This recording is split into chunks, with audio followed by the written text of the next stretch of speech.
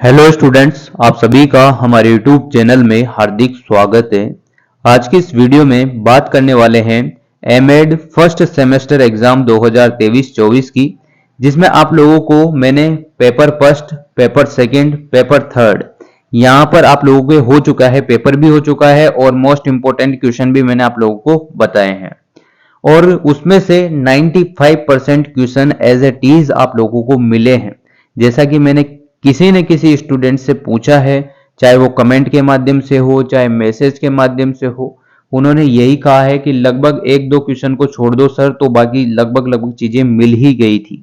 ठीक है, तो अच्छी बात है कि आप लोगों को क्वेश्चन मिले, आपने अच्छे से लिखे भी होंगे और आपके अच्छे मार्क्स भी आ जाएंगे। ठीक है, तो देखिए आज की इस वीडियो में बात करेंगे पेपर फोर्थ की, और लगभग आपके एग्जाम समाप्ति की ओर है सेमेस्टर फर्स्ट के। अब जो सेमेस्टर सेकंड होगा वो बहुत जल्द आप लोगों को जुलाई अगस्त में ही देखने को मिल जाएगा, क्योंकि ये दिसंबर 2023 का पेपर है। जो आपका फर्स्ट सेमेस्टर लग रहा है वो दिसंबर में लगना तय था, पर ये डिले चलने की वजह से जो अप्रैल मई तक जा रहे हैं, इसकी वजह से आप लोगों का जो सेकंड सेमेस्टर होगा उसकी टाइमिंग होती है जून में, यानी कि जून के मिड में आप लोगों के सेकंड सेमेस्टर लगता है। तो उसकी वजह से आप लोगों को हो सकता है कि जल्दी से आप लोगों को सेकंड सेमेस्टर का भी पढ़ना पड़े। देखो, सबसे पहले अपन इसकी बात कर लेते हैं, फिर बाद में करेंगे बातें। ठीक है, देखो चैनल को सब्सक्राइब आप लोग कर ही देंगे। अब देखो पेपर फोर्थ की बात करते हैं, मेथोडोलॉजी ऑफ एजुकेशन रिसर्च। इसमें आप लोगों के मोस्ट इंपोर्टेंट जो क्वेश्चन है वो ही मैं आपको बताऊंगा यूनिट वाइज। इकाई फर्स्ट की यहां पर बात करें तो एक देखो, शिक्षा में अनुसंधान आपसे पूछा जा सकता है। क्या पूछा जा सकता है? शिक्षा में अनुसंधान आपसे पूछा जा सकता है।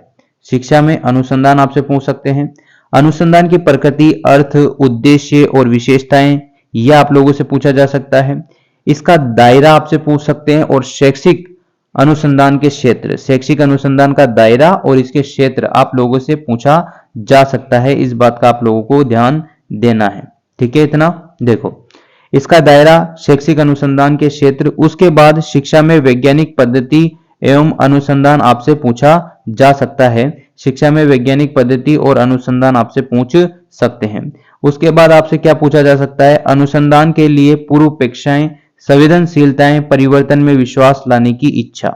ठीक, और सुधार, परिवर्तन में विश्वास लाने की इच्छा, सुधार, वैज्ञानिक पद्धति पर विश्वास, ये चीजें आपसे पूछी जा सकती है।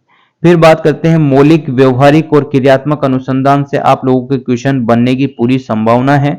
उसके बाद जो इंपॉर्टेंट है वो है गुणात्मक और मात्रात्मक अनुसंधान। इससे 100% आप लोगों के क्वेश्चन बनेगा, हर बार बनता है, तो इसको ध्यान से आप लोग पढ़ के जाइएगा। इतना समझ में आप लोगों के आ रहा होगा अच्छे से। तो इस वाले जो पहली यूनिट की बात करते हैं, अनुशैक्षिक अनुशिक्षा में अनुसंधान वाले की, तो इसमें आप लोगों का जो इंपॉर्टेंट क्वेश्चन बन सकता है वो नीचे के दो टॉपिक से बन सकता है। एक तो गुणात्मक और मात्रात्मक अनुसंधान का, एक मौलिक, व्यवहारिक, क्रियात्मक अनुसंधान का आपकी क्वेश्चन बन सकता है। अब बात करते हैं इकाई सेकंड की, जिसमें आप लोगों से पूछा जाएगा अनुसंधान समस्या का निरूपण आपसे पूछ सकते हैं। ठीक है, अनुसंधान समस्या का निरूपण। फिर उसके बाद पूछ सकते हैं अनुसंधान समस्या के स्रोत क्या क्या है। एक अच्छी शोध समस्या के लक्षण, ये लघुतरात्मक है, आपसे पूछा जा सकता है ये वाला क्वेश्चन। चर आश्रित स्वतंत्र हस्तक्षेप करने वाला संबंधित साहित्य की समीक्षा, महत्व और विभिन्न स्रोत आपसे पूछ सकते हैं। फिर बात करते हैं परिकल्पना, संकल्पना, परिकल्पना के प्रकार, एक अच्छी परिकल्पना की विशेषताएं, परिकल्पना के स्रोत, उद्देश्य, प्राथमिक, माध्यमिक और सहवर्ती। ये क्वेश्चन आपसे बड़े क्वेश्चनों में पूछा जा सकता है। इस बात का आप लोगों को ध्यान देना है, जो जो चीजें मैं बता रहा हूं आप लोग अच्छे से पढ़ के जाइएगा, कुछ ना कुछ हेल्प तो आपकी हो ही जाती है। अब बात कर लेते हैं भाई, किसकी बात करेंगे? यूनिट थर्ड की। यूनिट थर्ड में आप लोगों से क्या क्या पूछा जाएगा, देखो क्या क्या आपसे पूछ सकता है। एक तो पूछ सकता है शैक्षिक अनुसंधान की विधियां, जो कि इंपॉर्टेंट है। उसमें आता है आधार रेखा अध्ययन, नीति सहित सर्वेक्षण, विधि, वर्णनात्मक, मानक अनुसंधान।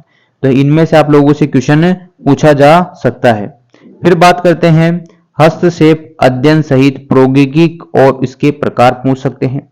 ऐतिहासिक और विकासात्मक अनुसंधान और केस और मूल्यांकन अनुसंधान और घटना संबंधित अनुसंधान, ये तीनों बहुत इंपॉर्टेंट है। आप लोगों को बता दूं ये तीनों बहुत ही इंपॉर्टेंट है, आप लोग इसको रीड आउट करके जरूर जाइएगा। इनमें से क्वेश्चन बनता ही बनता है। ठीक है, एक ये जो नीचे वाला पोर्शन है देखो, ये नरवंश विज्ञान जो है ये भी आप लोगों से पूछा जाता है। ये चारों टॉपिक बहुत इंपॉर्टेंट है 3rd यूनिट के। ठीक है, तो एक बार अच्छे से इनको पढ़ के जाइएगा, ध्यान से देख लीजिएगा क्वेश्चनों को। ठीक है, अब देखो इकाई 4th की बात करते हैं तो इसमें आपसे पूछा जाएगा नमूनाकरण।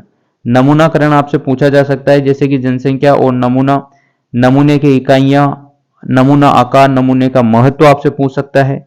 संभाव्यता नमूनाकरण और गैर संभाव्यताकरण नमूनाकरण, इनसे आपसे क्वेश्चन पूछा जा सकता है, इनमें अंतर बताइए। यादृच्छिक स्थिरीकृत उद्देश्यपूर्ण क्लस्टर और कोटा नमूनाकरण, ये बार बार आता है क्लस्टर और कोटा नमूनाकरण, तो ध्यान से एक बार देख लेना। यादृच्छिक संख्या तालिका और इसका उपयोग, यादृच्छिक नमूने का चयन, नमूनाकरण त्रुटियां और इसे कैसे कम करें, एक अच्छे नमूने के लक्षण, आपको ये 10 नंबर के क्वेश्चन में आपसे पूछा जा सकता है। निबंधात्मक में ये क्वेश्चन आने की संभावना है। ठीक है, अब देखिए यूनिट 5 की बात कर लेते हैं। यूनिट 5 में आपसे क्या क्या पूछा जा सकता है। देखो उपकरण, तकनीक और अनुसंधान रिपोर्ट। अनुसंधान रिपोर्ट हर बार आती है, आप लोग देख लेना। फिर आता है डेटा संग्रह के उपकरण, डेटा संग्रह के उपकरण, तकनीक अवलोकन, साक्षात्कार, सामाजिक मैट्रिक तकनीक, उपकरण प्रश्नावली, रेटिंग स्केल, पिछली बार पूछा गया था रेटिंग स्केल, साक्षात्कार, अनुसूची, अवलोकन अनुसूची, रवैया पैमाना और उसका निर्माण और आइटम विश्लेषण, ये चीजें आप लोगों से पूछी जा सकती है। उसके बाद देखो 5वीं यूनिट में है वेंस टूल्स की विश्वसनीयता और वैधता, अवधारणा और प्रकार और इसको प्रभावित करने वाले कारक। ये 10 नंबर के क्वेश्चन में, बड़े क्वेश्चन में बनने की पूरी संभावना है। और एक जो इंपॉर्टेंट क्वेश्चन है वो ये है, इसको ध्यान दीजिएगा, बाद में बता रहा हूं। उपकरणों की विश्वसनीयता और वैधता, ये क्वेश्चन भी काफी ठीक बन सकता है। एक शोध प्रस्ताव विकसित करना, इसका सारांश आपसे पूछ सकते हैं, ये भी बनने की पूरी संभावना है। ठीक है, तो ये जो मोस्ट इंपोर्टेंट 5-6 एक यूनिट में से मैंने 4-5 टॉपिक या ये सिलेबस वाइज, यूनिट वाइज आप लोगों को कुछ क्वेश्चन बताए हैं, तो आप लोग ध्यान से इनको पढ़ जाओ, ज्यादा कुछ मत पढ़ना। कल ही आप लोगों का शायद पेपर होगा, तो अच्छे से आप लोग एक बार रीड आउट कर ले। ग्रंथ सूची और संदर्भ लेखन की विधि आप लोग पढ़ के जाइएगा। यही कुछ था, ये सारा एमएड का मतलब सेमेस्टर फर्स्ट का 4th पेपर था, जो कि मैंने आप लोगों को अच्छे से कवर करा दिया। और मेथोलॉजी ऑफ एजुकेशन रिसर्च वाला जो पार्ट है वो आपके आगे एजुकेशन में आप जब भी पढ़ाई करेंगे तो काम की चीज है ये, जैसे जीआरएफ यूआरएफ एजुकेशन से करते हो तो ये टॉपिक बहुत इंपॉर्टेंट है। तो ध्यान से आप लोग इनको कवर कीजिएगा और उम्मीद करता हूं दी गई जानकारी आप लोगों को अच्छी लगी होगी। वीडियो अच्छी लगी हो तो like, comment, share and subscribe. Thanks for watching, wish you all the best. अच्छे से एग्जाम दीजिएगा, लास्ट एग्जाम है। फिर सेकंड सेमेस्टर की बात अपन आने वाले टाइम पे कर लेंगे, आप लोग कमेंट कर दीजिएगा। और पेपर जरूर बताना कि कितना आपका पेपर मिलता है। जब भी आप पेपर देके आते हैं तो एक काम इतना सा कर दिया करो। ठीक है, थैंक यू सो मच।